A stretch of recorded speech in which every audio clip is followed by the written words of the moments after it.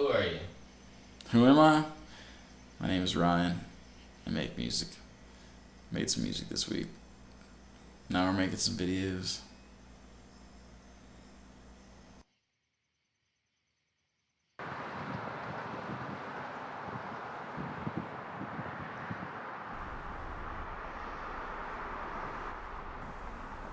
Let's do it.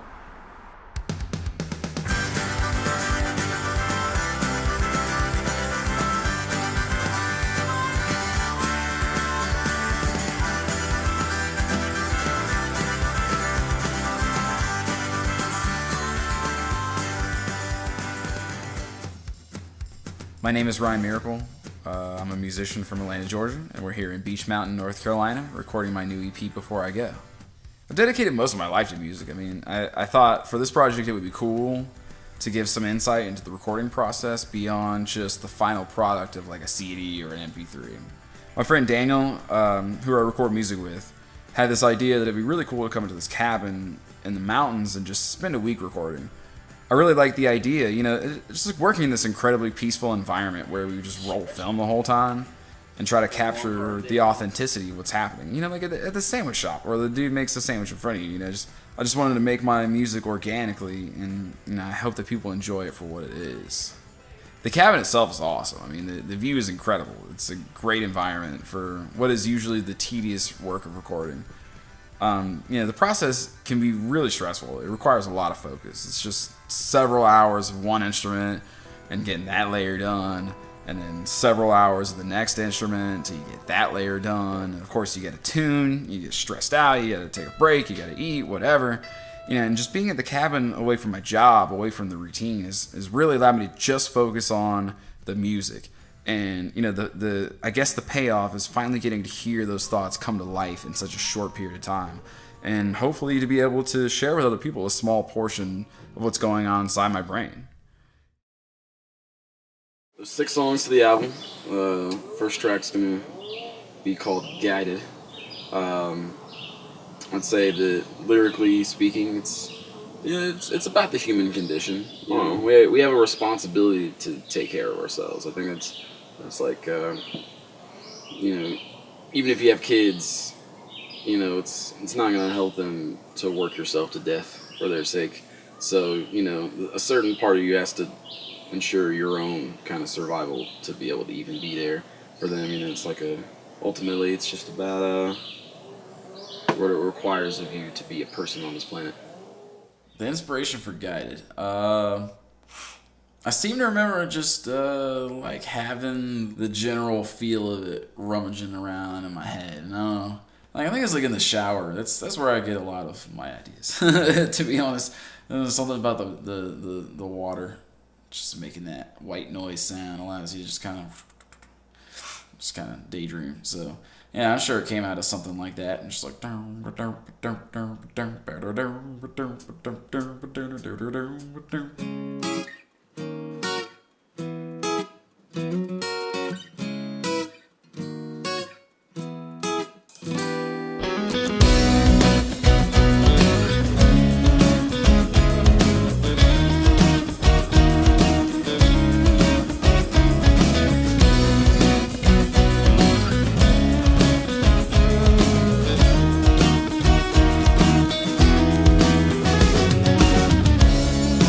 out of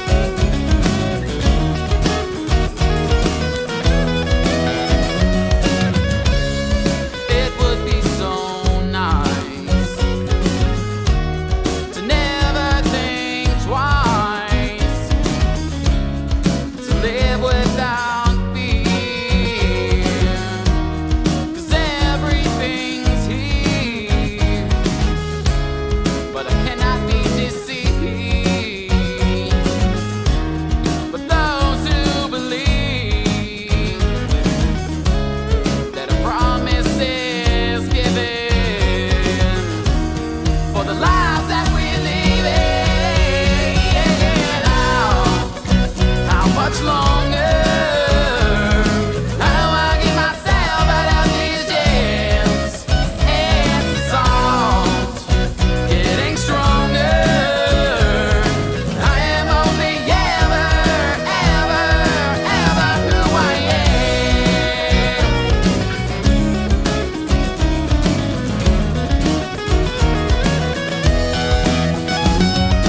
People like to think that they're so special just because they learn how to lie. Going your own way and losing yourself is the only way I'll come to realize you're your guide.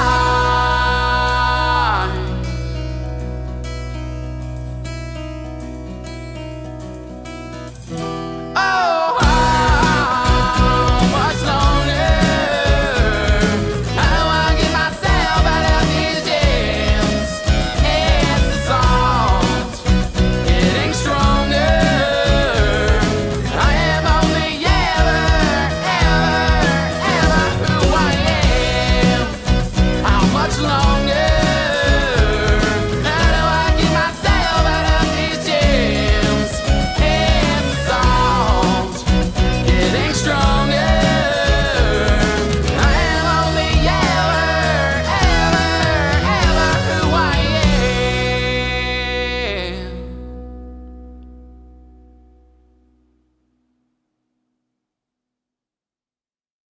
I think I've just been pursuing a more kind of stripped down style.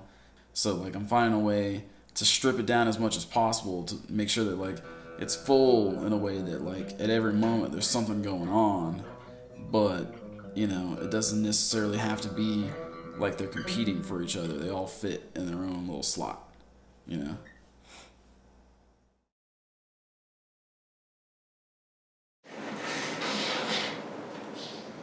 It's like fate. You know, you can only control things so much. You know what I mean? It's like, you know, like I planned out like all the stuff I was gonna sing and say and play and the notes and like finalized all the this and that and got here and it's like I'm sick and I feel like shit.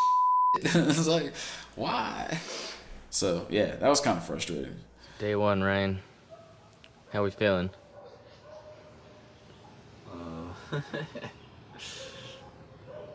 Decent.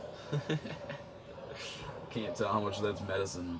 I think, you know, actually being sick, the silver lining of all that was the fact that I kind of put you know the vocals, you know, getting that done even out of my head, and you know, here we are, gonna attempt it tomorrow, see what happens, and you know, hopefully I'll be clear as a bell. I don't know if that applies when you're talking about your nose. Do you want to sing us a few bars from a song of your choice to see where you're at right now? You know, like a Disney soundtrack or like a Whitney Houston song. Can you feel the love tonight? Okay. It's not too nasally. No. I didn't hear the phlegm. Yeah. Bitter North is kind of just a tale, you know. I imagine it as like a fictional story in my head about a handful of people experiencing an exodus of some sort. You know, there's a lot of kind of like classic era American references in there, you know, like in Civil War time, stuff like that. Maybe like the antebellum period. A little more like anarchy going on those days, so you kind of had to be about your business. And I don't know. So there's a lot of those themes, like Western kind of like rough living themes, you know, in the imagery of the song.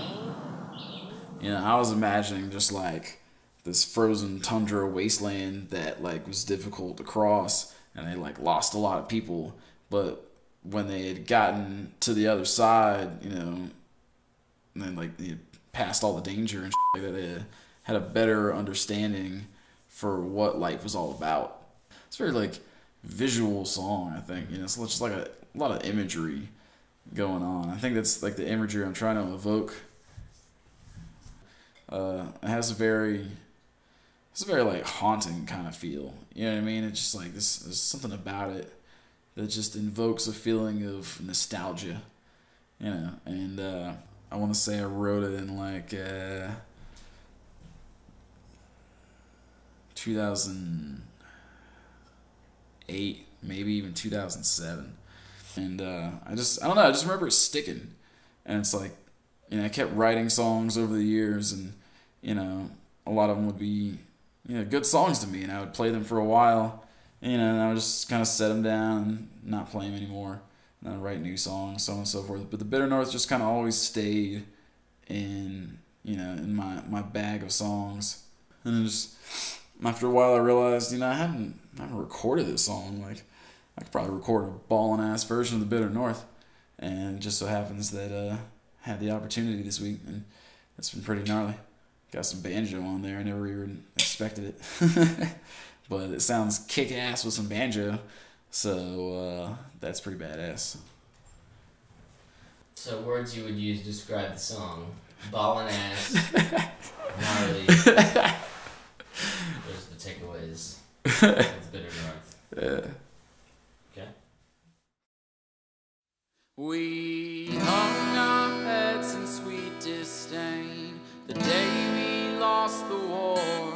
The bloody scene surveyed would make you cry. And now we had to march back home with cities burned and houseless, or the enemy would surely see us die. But I don't even see the price that holding skulls with many minds. I'm out to a home unknown where a man is made with the strength of arm, and I don't even recognize myself when I look into these eyes. And it's all down to the Wild West, where a man is made with the leaded vest. And now I'm choking on mine. I don't have the faith tonight. I'm so way down on my own conscience. Trigger fingers too responsive. Yesterday I almost lost it. Got a temper like a broken faucet. Woods to turn it on, it never stops. As we passed each milestone, the trees did shake and the wind it blew, and it's a long road ahead, I guess, and we hoped and prayed for somewhere blessed. I'm already there.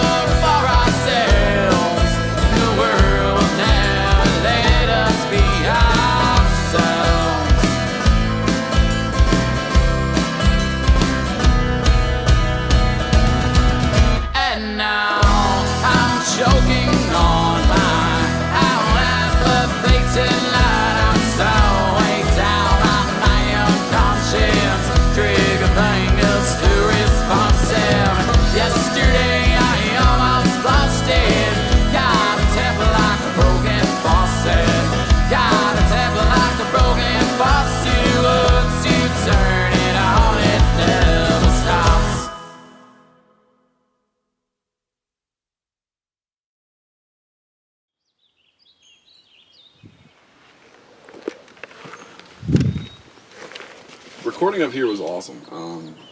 It definitely kept me in such a peaceful kind of mindset throughout, the process. I mean, recording has a tendency to be kind of stressful sometimes if you're, I don't know, because you want things to sound perfect. You want them to sound as good as you possibly can play them. And a lot of times you can get in your own head about it a little bit. If you got attacked by a bear, I would complete the film. You would not die in vain. Studio environment is one of isolation, because you're isolating the sound, and so sometimes you can kind of feel like you're in this little bubble, and nothing really feels real. Have you ever looked right to the blue moon and asked the green box why he green?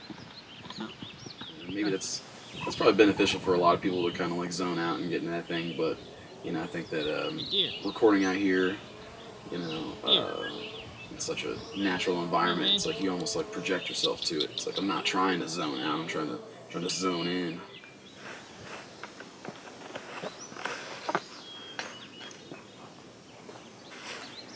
That's definitely a pick. And 8 lives, give it away. I'm just hiking around, checking out some beautiful nature. We're currently at Pride Rock, and it reminds me very much of The Lion King. If you're alive at all in the 90s, you know what I'm talking about. Everyone knows what you're talking about.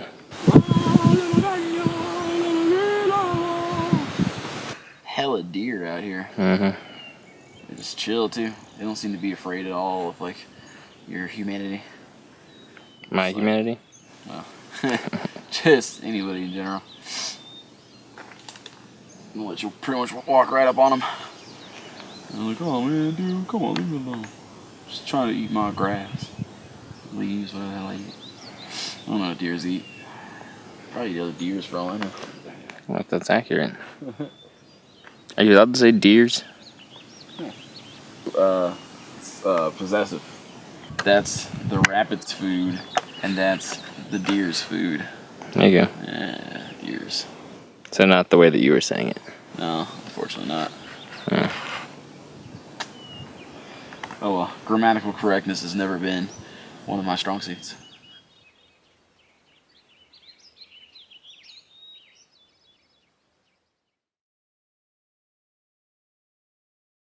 Song Jimmy Cricket was written on a post-it note.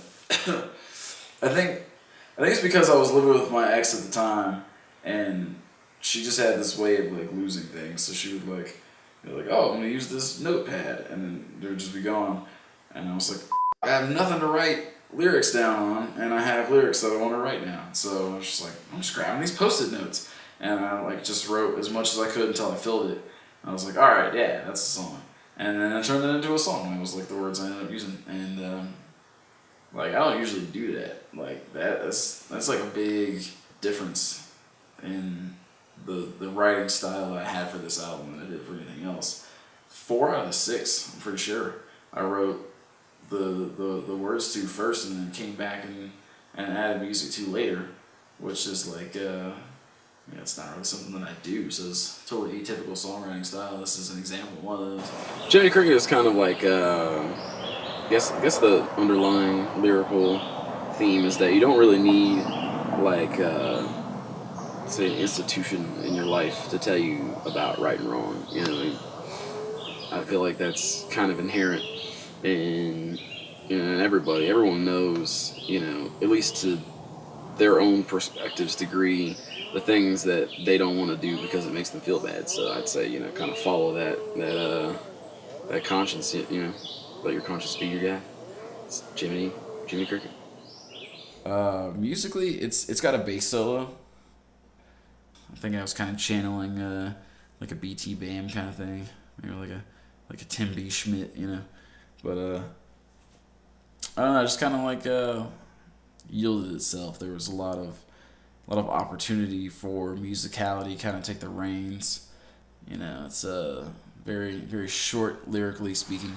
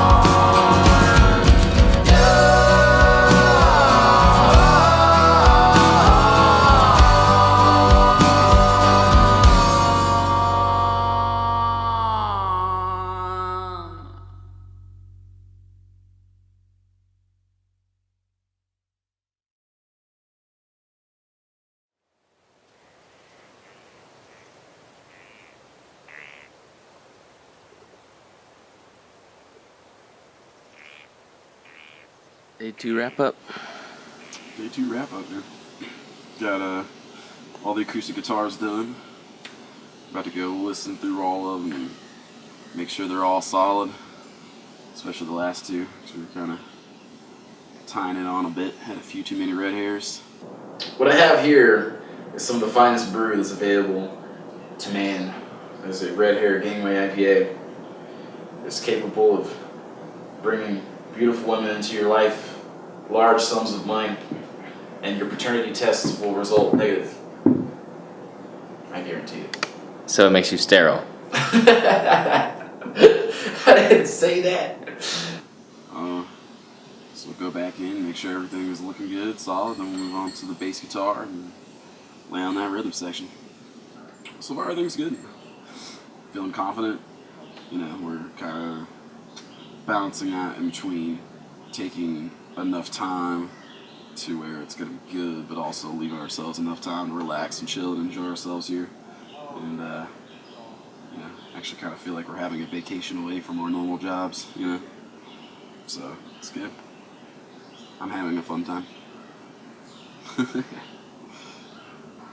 Haven't seen a bear yet. Kind of disappointed. As far as the music's concerned, we're probably more than halfway through if you think about it. As far as what we're getting done here this week, so currently working on evening out my farmer's tan.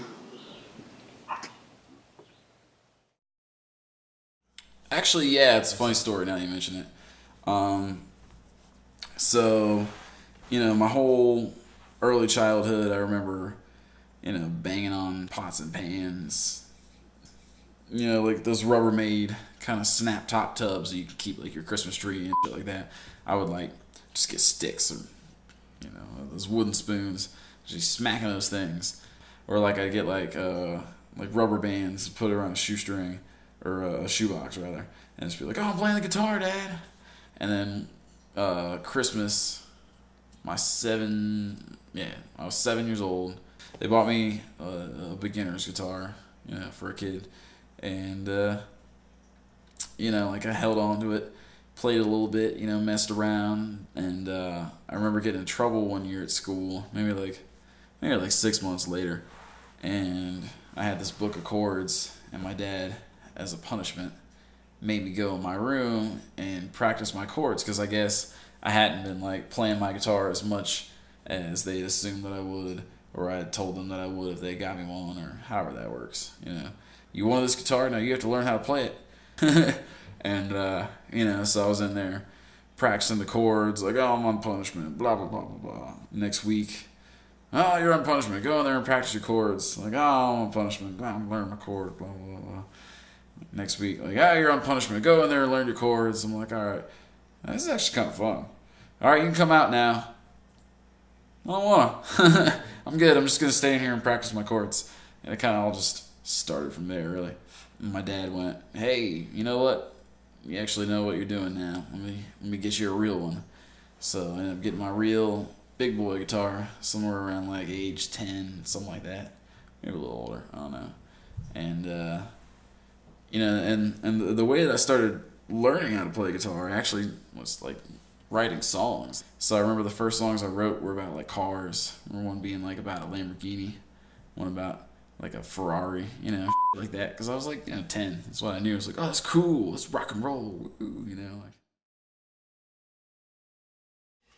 The art was written in open E tuning because my buddy Noah has written songs in open E tuning before, and we were jamming, and he was like, "Hey bro, can I use your guitar?" And I'm like, "Yeah man, go right ahead." So tunes with open E tuning, and he heads on home, and I go to play my guitar later.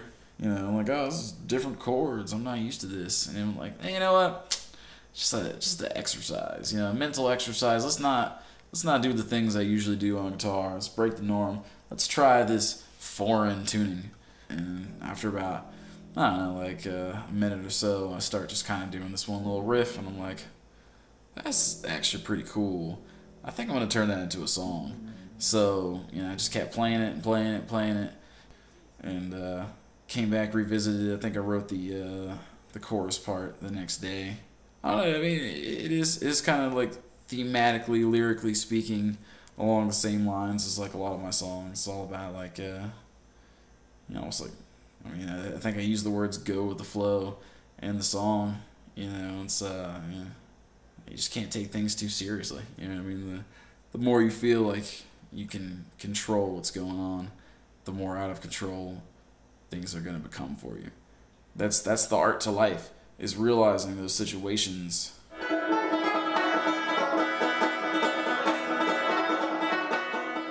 like the banjo. It's probably one of my favorite instruments to play right now. And I realize that like playing it kind of like pigeonholes you as like a country bluegrass kind of guy. I'm looking maybe to break the mold into like different genres. But I don't know. It definitely has this kind of like a stereotype as like a specific kind of cultural instrument. But I don't know. I really like it, and it's a lot of really fun stuff at the end. It's really fast. A lot of flat picking, as my dad would call it.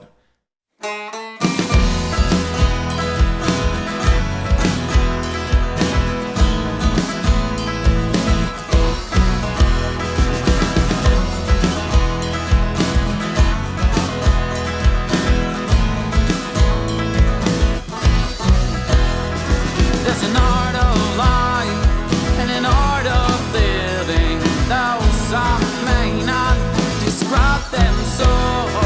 They're guided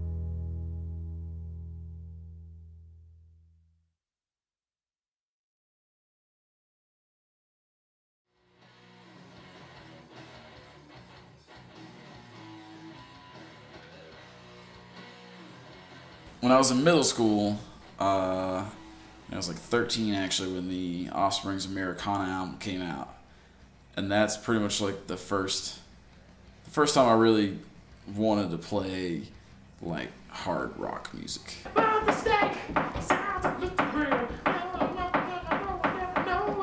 You know, and I wanted to basically listen to the most intense shit that I could, like the fastest, most powerful stuff. And, you know, so my playing kind of reflected that, you know. By this point, I'd already got an electric guitar and, you know, distortion pedal.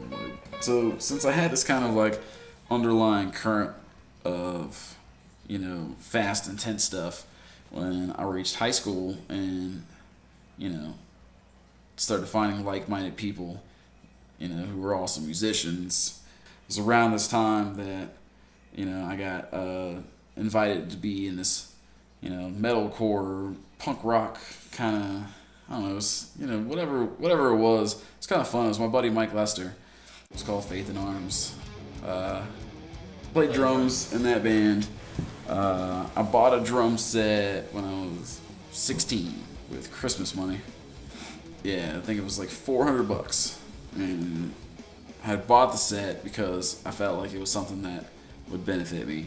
I had been playing them for about a year. They asked me to play because they were like, well, you know, I know Ryan has a drum set. You know, one of those situations. It was the first band, like serious band that I'd ever been in. And, you know, so it was my first band experience as well as my first experience playing in a band as a drummer. You know what I mean? I think that kind of influenced me in my own writing. You know, having someone else there to listen to then have to like force myself to think the way that they thought about music. You know what I mean? Just kind of putting me outside of myself. It was the first real experience I had with another songwriter that I got to like experience their mind and then let their influence change me. Your Own Damn Worrying Self is kind of about how just interaction with other people, you know, like you know, people are generally good, you know, but it depends on the circumstances. Say like you're dealing with like a businessman or something like that. He's gonna try to sell you his whatever, you know, but he's got to sell you, and you know he doesn't really care about you in a way. He just cares about making the sale because, you know, like that's his job and he has to make the money and he's got to feed his kids, and you know they need to grow up, you know, strong, happy, and, you know, eventually have good lives themselves. You know what I mean? So like that's his main focus right there. You know what I mean? And I totally get that. You know, because you know people really, you know, you only get, you know, your perspective to live in. You know, you kind of live in your head. You can't live in anybody else's head. You can't live their life. Like a lot of songs, I kind of went through everything I knew how to play like one by one until I found the one that really made sense, or I found out that that instrument didn't make sense on any of them, and then just kind of left it alone. You know, but you know, as soon as I played mandolin on Your Own Damn Worrying Self, I was like, yeah, okay, that's that song pretty much had to have mandolin on it. You know, just it yielded itself so much to the song.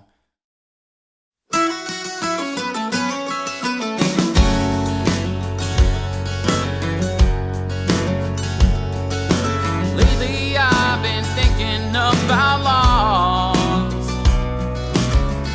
What is right and what is wrong? The ink upon the paper might well save your life, but you might end up as blood upon a knife. 'Cause it's cold out there and no one cares, at least not in the way that it would seem.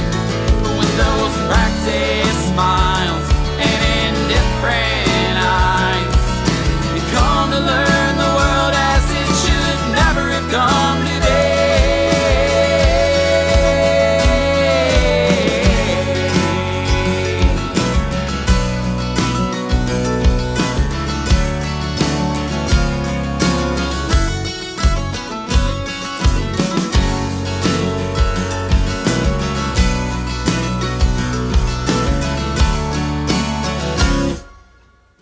When your dollar's down, no one's around,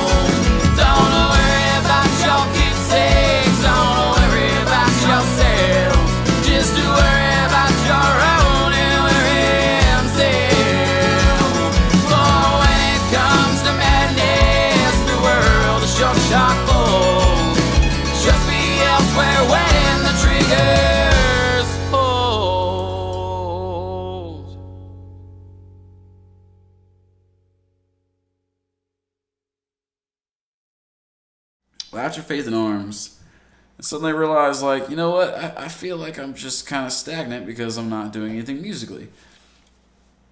So I picked up my guitar, same guitar that my dad had purchased for me several years earlier. And I was like, you know what? I used to love writing songs. Like, I miss writing songs. Let's do some songwriting. So I remember just kind of starting to try to hash out songs, you know. And, you know, like the whole time I've been playing drums for like several years, I rarely ever touched the guitar. You know, it's like my first love, the thing I did every single day up until someone said, hey, you want to be a drummer in a band? And so, like, after it all kind of, like, ended, I picked the guitar back up and, you know, naturally turned back to writing songs as, like, the thing I wanted to do. So I found myself getting back into the songwriting process. And right about that same time, Mike, the guy that had been in the previous band with me, was like, hey, man, I'm learning how to record music.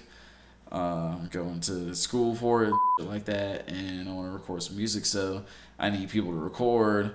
You know, I know you're writing some songs now, like, you know, why don't you help me come and record some and I'll help you and get your recorded. That was also a very crucial step for learning how to see music from, like, all angles.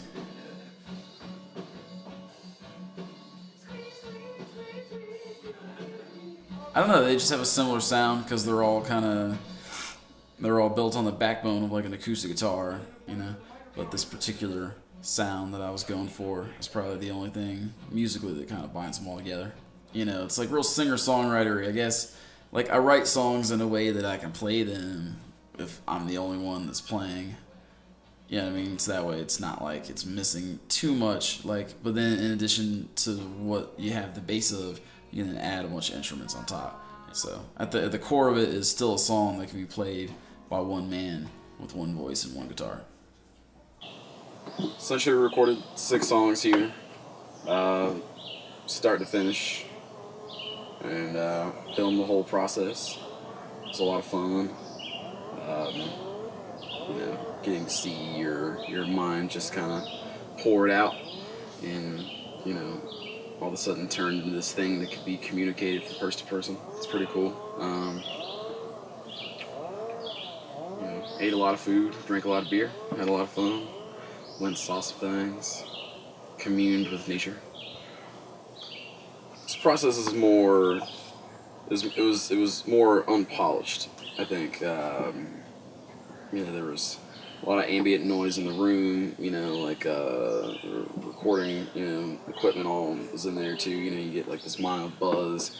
You know, we kind of left the windows open a little bit, you know, mostly for the breeze, so we weren't cooking in there, but at the same time, you know, it kind of lets in this, you know, just this kind of like almost inaudible, yet ever-present kind of like white noise from the world around us. You know, like even now you can hear the sounds of birds chirping in the background. You know, all that stuff is just kind of be in there subconsciously. You know, a lot of places would be trying to get rid of all other noises entirely, but I think this particular project kind of lent itself to all that. Before I Go, that's the final song of the album. The mood and the theme was actually very, very literal. It was one of the songs that I'd written the lyrics to. Actually, I was writing the lyrics and the music at the exact same time. This is one of those rare instances of a song that you kind of channel. It comes more out of a feeling than like a thinking, and it was actually pretty cool of an experience to like write this song because I can still remember writing it like to this day. I was at home alone. I'd had me like 4 or 5 beers, and I was just playing guitar, and I suddenly thought to myself, like, I want to write a song. So like I got my notebook out and I got my pen, and I just started playing, and like the first thing I played was like this super sappy kind of like slow waltz kind of thing in E. Well, it was an F sharp rather. I had a capo on the 2nd fret, and I don't know, like the the first thing that came to my mind when I was doing this little kind of waltz thing was like, "Good night, my darling." And like, I guess I was channeling like some Loose Arrow or something like that. It seems like a Big Nichols kind of line. And and I just kind of made me like giggle to myself a little bit. And I was like, I'm just gonna go with it, you know. So I was like, all right, good night, my darling. You know, simple line, not a lot of words. You know, it's a slow song. You know, so I just moved on from there. You know, I'm going to bed. Kind of makes sense. Good night, going to bed. See you later. You know, from there it's like, all right, where do I go? Like, all right, well maybe the dude was drunk. Like, past my limit. There's an aching in my head. You know, both of those just kind of naturally roll along. So I'm still channeling all this. You know, it's still just kind of coming out as I'm singing it. Like I'm literally singing it. You know, just improvising on the top of my head. And you know, just one more thing before I go. You know, once again, you know, simple conclusions to come to at this point that I'm just improvising these lines. Just wanted to tell you that I love you so. Yeah, and that's the part where I started just busting out laughing because I never write songs like this. And, you know, by the time I come back around to the slow down part again where it rests back in the E major chord or scale, you know, I just kind of left an impression on me. I was like, man, I have to go get, you know, the recorder right now.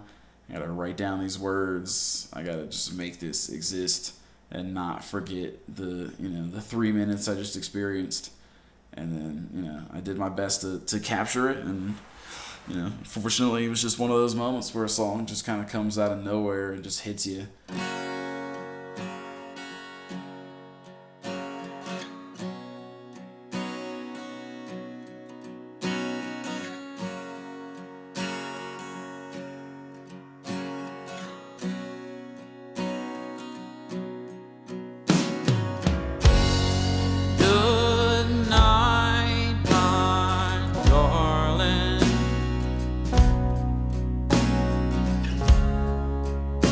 I'm going to bed.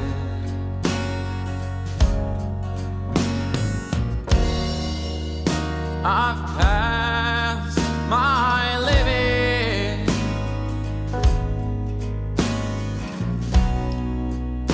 There's an aching in my head. Just one more thing.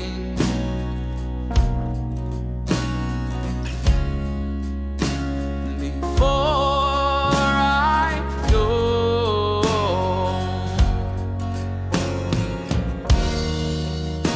just wanted to tell you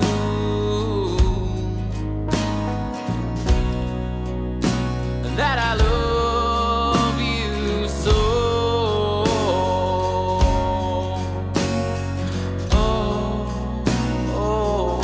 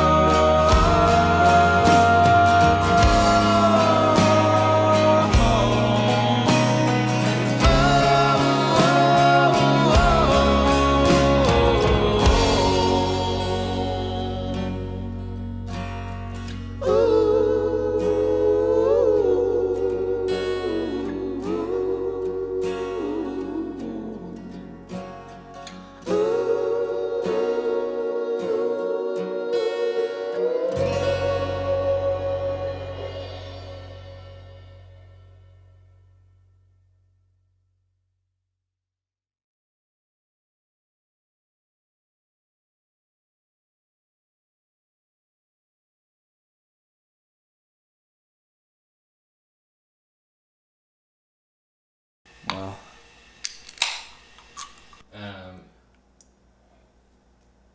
Seems like that's kind of give us a little quick flyby. Thus the. So do you feel that listener or reader of the title, reading The Bitter North, talk about Any more? well, let's talk about. I think it's more likely that people will make that connection. Blah, blah, blah, blah, blah, blah. You know, it has to be words that exist. What do I hear on top of that?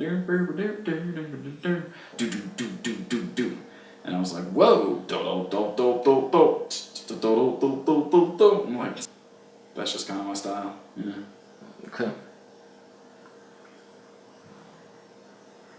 You know, recorded it. It would take like a nautical metaphor. Like, kind of stuff. I'm a victim of not having a soft pillow. And Grown from a particular experience. you know, and it's like, you know, just you know.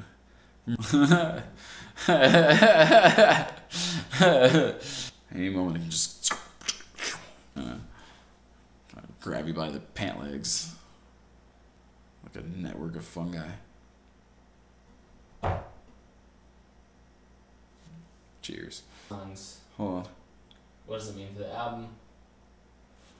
Look at the light. Look at the light. There it is. Evoking imagery and is ambiguous, left up to the, you know, discernment of the whoever's listening. All this, you know, just a little walk down. I'm like, well, you know, naturally the next line would be, and then like, you know, just kind of sick ass guitar solo. You know, I don't even feel like I wrote them. I can tell you right now, America, the song is not about you. That's my beer preference. That's for damn sure. There may be quite a few young ladies out there who make you go, ugh! And people are like, what? And you're like, oh, nothing. You know, don't worry about it. You know what I mean? Just like, and this is super mild, all leathery and you know what I mean? Like, you look like a catcher's mitt, you know? I'm like, no. So you end up just like holding it and like just looking at it. Maybe like you flub around. Anyways, I'm getting off topic. I don't know, like, it's like